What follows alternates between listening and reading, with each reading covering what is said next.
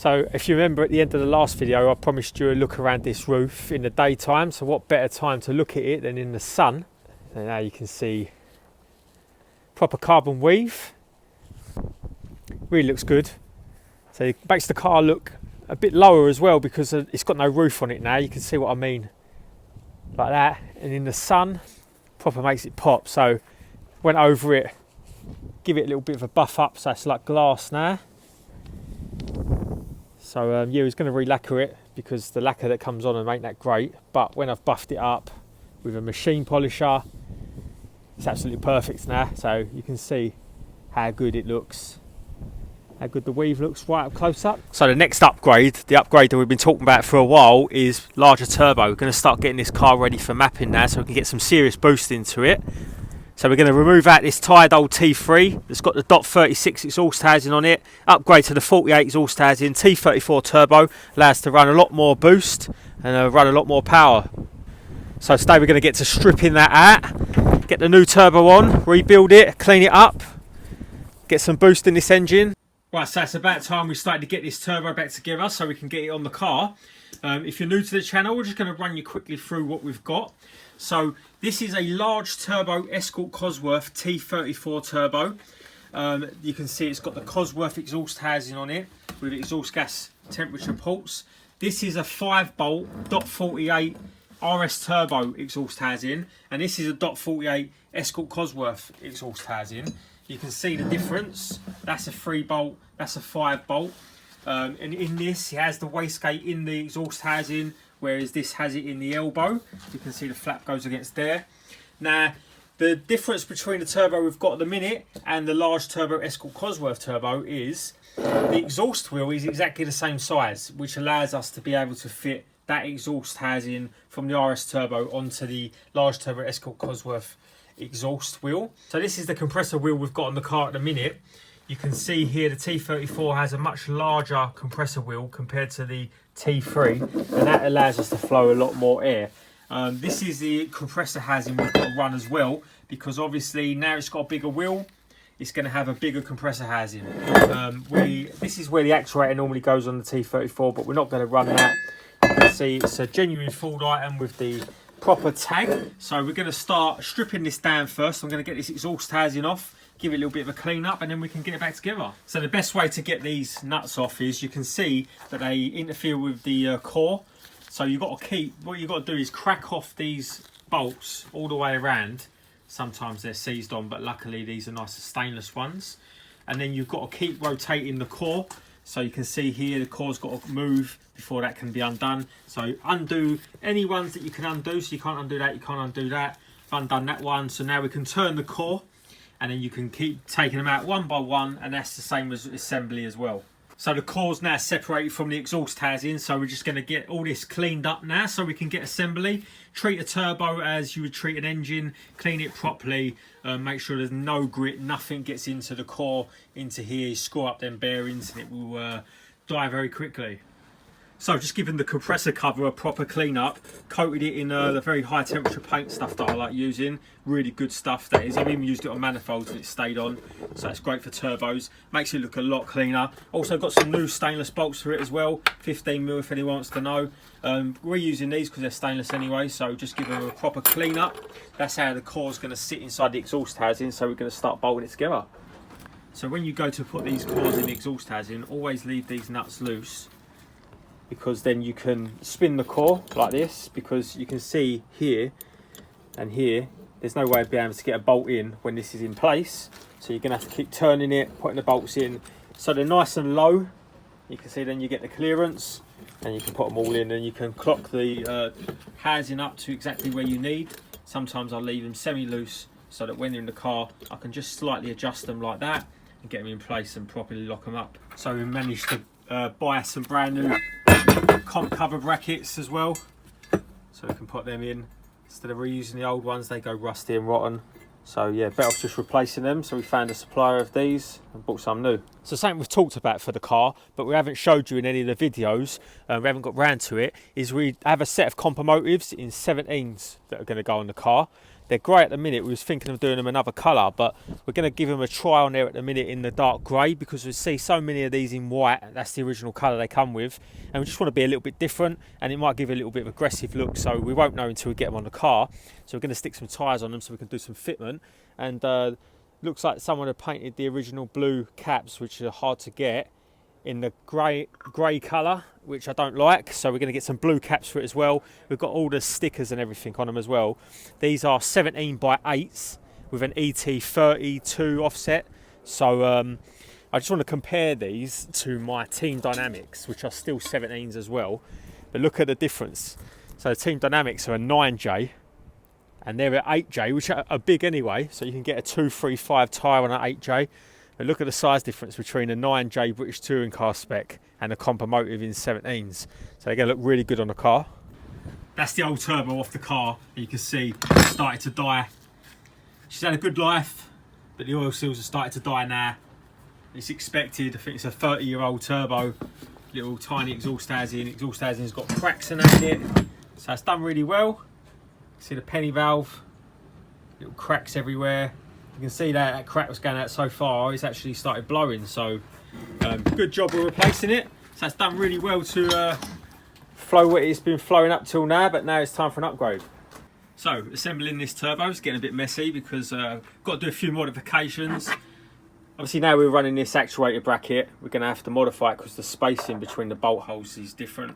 Also on the T34 they have an actuator bracket bolt into the compressor housing. You now see that interferes, so we're going to have to do some modifying. Just going to re-stud the exhaust housing for the downpipe so we can get that clocked in the right position. But while we're here, what's your choice of snacks? It's all about the bourbons with the tea and the hobnobs and the chocolate digestives. So the issue we're trying to overcome at the minute is the actuator setup. So we're trying to modify the bracket to get it to work because the downpipe it's included with a penny washer doesn't sit in the same position, and obviously the spacing between this bracket is different, so we're having to modify the actuator bracket. So we're having to mock it up all on the bench so everything's fixed perfect when we get into the car. So a bit of modifications to the actuator bracket, just space the actuator over to the right a little bit, cut out a bracket off the original compressor housing, welded that in so we've got a nice clamp system going on, so that's going to work a lot better. Going to grind them welds back a little bit. So brackets all welded up, painted up, fits really nice. So the clearances we was running with is, you can see that literally millimetre clearances now between the boost hose and the actuator. Everything's working sweet. Actuator arm runs nice. Studs, all nice new studs, stainless studs into the exhaust housing. So the oil return fits in there perfectly as well, underneath actually. So everything is fitting in there nicely with a nice modified bracket. So the turbo's in and the engine's bayed back together. I didn't want to show you reassembly. You've seen that plenty of times on the channel. If you haven't, go and look at the previous videos. So look how nice that looks now with a big fresh turbo in there. So bigger, a lot more aggressive. So we've had to run a lot more boost now with that one. Much more reliably. You can see the new studs, the fresh hardware we've got on there. Put a new gasket on as well. So we're going to prime this turbo up now. Get it started up, take it for a little test drive. Got to set the boost levels up because the actuator and everything is going to be different turbo. So we're going to set that up now.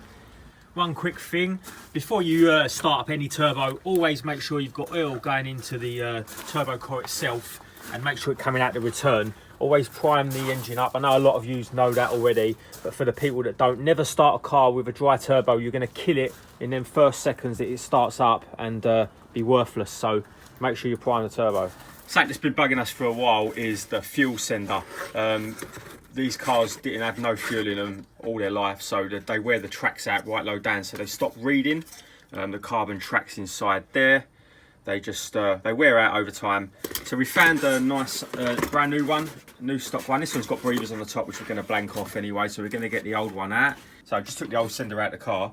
You can see the carbon tracks in there and how they move up and down and where they touch. And you can see where the main part of the wear is, right low down, where people don't really put more than half a tank in. You can see it's very rarely been up to a full tank. And they just wear out over time.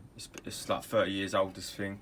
So It was reading till it got to about there, and it just dropped off the scale. There weren't no more readings, so it was quite annoying not knowing what fuel level had, so had to change that out. So we just dropped the tank down, did by taking it all the way off. There's no point taking everything off it. I just want to show you underneath the tank. You can see how nice and clean it is. Fresh paint, where it all had a bare shell repaint at some point. It was just a long time ago, and you can see obviously where the salt and everything can't get to the top of the tank. It doesn't corrode or anything like that, but as soon as you start putting it on a salty road, surface rust starts getting in, salt starts eating into the metal. So we're going to get that sender in. So just plug the gauge back in just to check everything works. And all works low down now, which is brilliant, because it used to just drop off the scale. And low down, when it was low on fuel, we didn't know what it was doing. So you can see it works nice and smooth now. That's exactly what we wanted. Finally got a fuel gauge that works. So now the tank's off, it's a perfect opportunity to replace these anti-roll bar bushes. I knew there was a reason why I didn't do them the other day. So we're going to just, it's only like a 1 bolt, take the bracket off. They're not in that bad condition, but we've got the poly bushes to replace them. While the tank's off, it's easier to do it this way, and then the rest can be done with the tank back on. Here's comparison between the old anti-roll bar bushes. Seen a lot of wear. Started to go like an oval shape. You can see lots of wear. You can see the poly bushes. Nice and firm. Stiffen up the rear end a little bit. So these are just a prototype at the minute. They're not finished at all. Just roughly finished, but they look a lot better than a bare door car does. So the car, the interior is looking a lot more track inspired now. Nice place to sit. You can see the other side's been done as well. Can't wait to get the passenger side in, but that's not important at the minute. And then the interior all painted up as soon as the weather's a bit better. So something that's been really annoying about the car since putting a new exhaust system on is you can see the cutout and the bumper. Now the exhaust at the minute is sitting where it's supposed to sit, but the previous owners had a magnet exhaust on there and they didn't fit it properly. So instead of fitting the exhaust properly, they just cut out the bumper. So we've made up a nice fresh aluminium bracket going back to the 90s. Let's sit over to the left a little bit more. It's going to be riveted on and it's going to tidy that up a big treat. You can see how much better that looks. So yeah, we're going to get the rivets on that and show you what that looks like when it's on. What you can do with a little bit of patience, work. 1mm alley, don't weigh anything. So there you go, so back to the 90s inspired race look. We've obviously done it for a purpose, just so it don't look ugly. You can see how much better that looks with the alley plate now. So a lot of you had RS turbos back in the day probably had them like that anyway. You can see it's a lot better than that nasty cutout, and it saves us having to change that bumper over anyway, because we've got to repaint it and everything again. So this is the reason that I can't get the Fiesta out in a minute. You've got the GSI stuck in the way. You can see it's stuck in the garage. I really want to get it out and start doing some work on it. Thought I'd show you it starting up with the condensation where it's not been starting so long. Thought I'd give it a run up, give it a warm up. Engine on this car is so quiet. It's a hydraulic cam car. But you can see how nice that mongoose sounds. I love the exhaust of a mongoose on the Fiesta Turbo. So you'll be seeing this on the channel soon. As soon as I get this Fiesta, as soon as I get the Astra out of the way, get it rolling again. This has been pulled out. We can start doing the repairs on it. It's got a little bit of rot, or a lot of rot on it, like they all have. So you're up and running, setting everything burn off the manifold. The exhaust note is so much deeper now. They always change when you've got the .48s or the 63s on. That's got a lot. It's hard. I don't know if it's going to pick it up on the video, but it's got much deeper exhaust note. Same sort of exhaust note as a Cosworth has on it. So yeah, you can see the rear end's looking good now. It's going to let it warm up. I'm going to take it out for a quick drive, make sure the boost is set up properly, see how the new turbo, how much more laggy it is. I think it'll be alright because the 36 that we took off it was really cracked up. So that's going to be causing it to be a little bit laggier. So yeah, we're going to take it out for a drive now and give you a couple of videos. So how much more aggressive she sounds with a little rev now. But that new exhaust sounds in.